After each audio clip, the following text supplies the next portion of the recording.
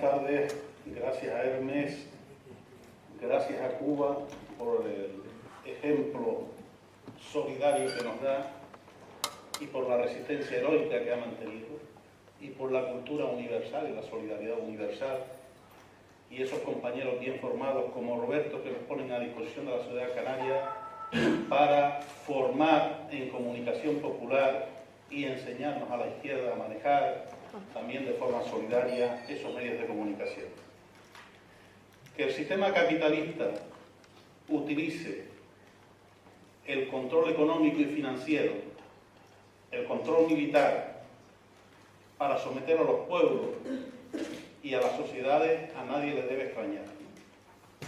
Que ese sistema, en su lógica de acumulación, manejo del discurso, de desarrollar o de desacreditar en estos casos a los gobiernos populares y democráticos que utilizan sus recursos y las riquezas para manejar o mejorar, en este caso, las condiciones de vida de sus pueblos, tampoco nos debe sorprender. Pero ¿por qué millones de ciudadanos, por qué millones de personas que no tienen donde caerse muertos literalmente, defienden ese discurso? ¿Por qué defienden ese discurso?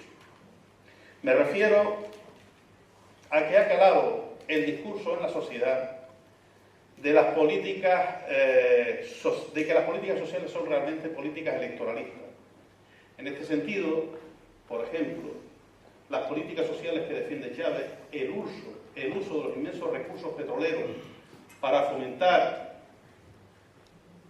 el desarrollo de los pueblos, como el ALBA, para entregar viviendas a la gente humilde, para desarrollar universidades públicas y que la clase trabajadora tenga acceso a la universidad, para que la sanidad sea universal, etcétera, etcétera, están consideradas medidas populistas por los grandes medios del sistema. Lo que no dicen esos medios es cuál es la alternativa.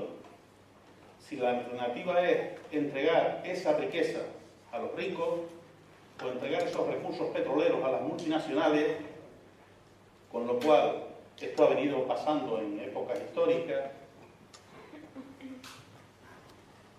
Chávez no conseguiría votos, volvería la política corrupta y el empobrecimiento de los pueblos.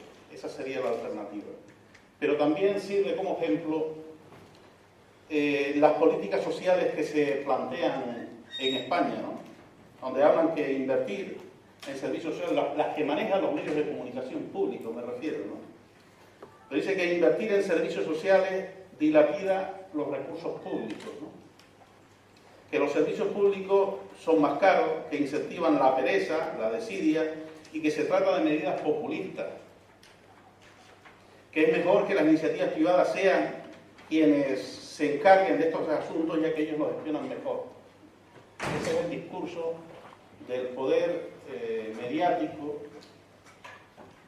de los grandes poderes o de los grandes medios de comunicación de masas, ¿no? Lo que no dicen es que el Estado ha manejado inmensos recursos públicos financiando a la banca, sobre todo la economía especulativa, o, en este caso, beneficiando por activa o por pasiva a los poderes económicos, a las clases más ricas. Por activa, bajando la fiscalidad, con amnistías fiscales, permitiendo la evasión fiscal, y por pasiva, pues, evitando que paguen impuestos.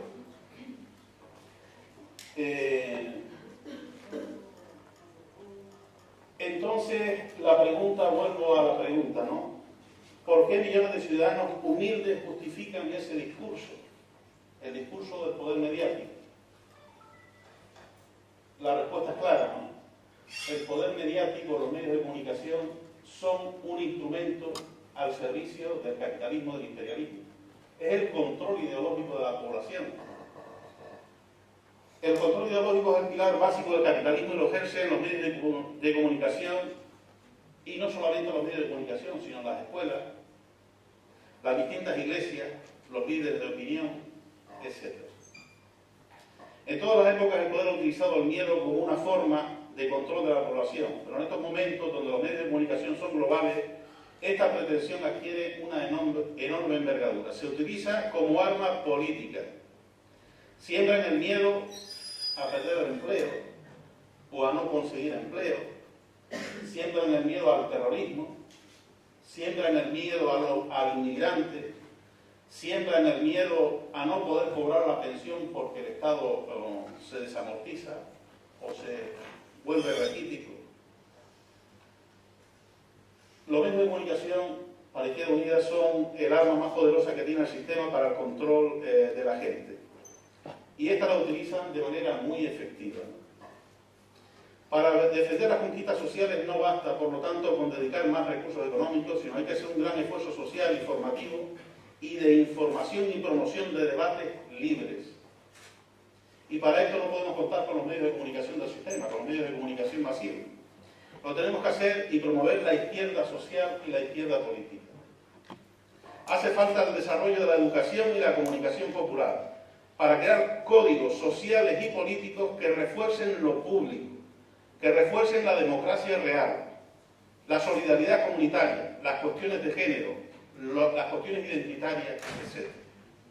Hace falta una nueva cultura en la izquierda, que supere la mediocridad que venimos arrastrando en las 3 últimas décadas toda la izquierda de este país y de esta comunidad, que nos ha hecho caer en el contagio individualista y de fragmentación, que hemos mamado de la cultura imperante y a la que le hemos hecho el juego. La falta de acuerdo en la alternativa ha sido fruto de que unos miran lo que es posible, y ahora mismo aquí se verán los distintos planteamientos, de que otros miramos lo que debe ser y de que otros quieren lo que desean que sea. Son posiciones realmente legítimas, pero son distintas. El tema es complejo y lo que hace falta realmente es que miremos más allá de nuestras narices, que miremos al mismo sitio a la vez, como se ha hecho para estas grandes movilizaciones, la del 29 de marzo y la del 14 de noviembre, donde realmente nos hemos puesto manos a la obra, y si somos honestos y reconocemos que esas grandes movilizaciones parten del esfuerzo de organizaciones y de luchas diversas, tendremos que admitir también que la salida pasa por la inclusión de esa diversidad y por el predominio de las aspiraciones colectivas por encima de las aspiraciones partidistas e individuales. Si somos honestos, tenemos que plantearnos esta autocrítica y ponernos manos a la obra más allá de la diferencia. La diversidad en la izquierda es una riqueza que, si no la sabemos gestionar, se convierte en un lastre para la clase obrera y para nuestra sociedad. A la izquierda social y política se nos plantean varias cuestiones, a las que yo no voy a responder, pero sí quiero dejar en este auditorio. ¿Cómo canalizar el amplísimo descontento social y político manifestado en las calles, sobre todo este año, ¿no?